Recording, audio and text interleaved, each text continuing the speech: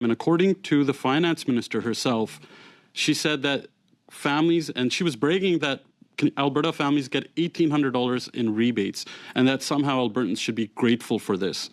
Premier, can you please tell Canadians the human toll that this carbon tax scam puts on Albertan families? Well, I can tell you a couple of things. The way I think most Albertans look at it is the government is taking $1 and promising to give back 75 cents. And everybody knows that that's not a good deal.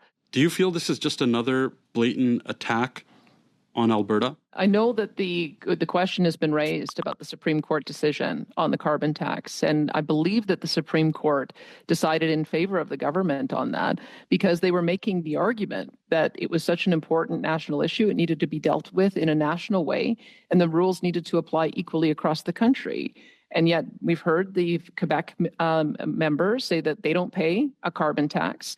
We have heard as well that in Atlantic Canada, the most polluting home heating fuel, in fact, which is home heating oil, now has a reprieve for 3 years. If you're not going to apply it that way, then you need to give a reprieve across the country so that everybody is treated fairly. I think it's creating a national unity crisis.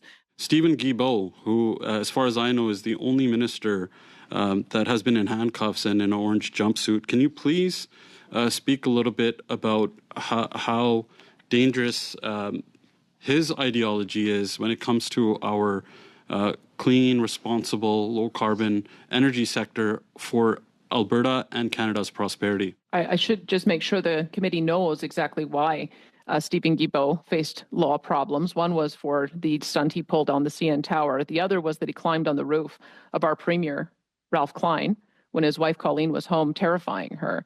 So you can imagine how Albertans feel that this is the person now responsible for enacting emissions policy. I would say that we've been able to work constructively with the federal government on a number of areas. The minister doesn't seem to want to build roads. It's like he hasn't ever left downtown Montreal. It's a big country. My concern is that the carbon tax and other actions by this federal government are putting sand in the gears of our economy and slowing down our productivity when we can least afford it.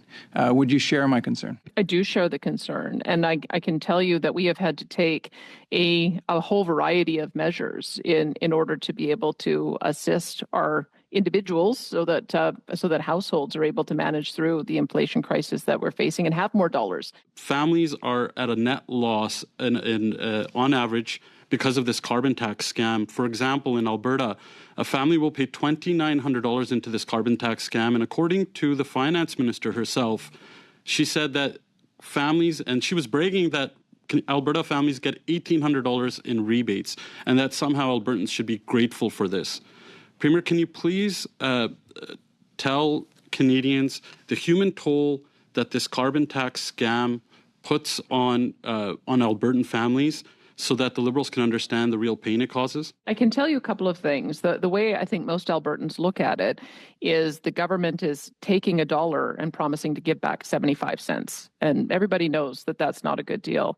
And I can tell you an MNP report from October 2023 showed that 51% of Canadians are $200 or less away from being unable to meet their financial obligations.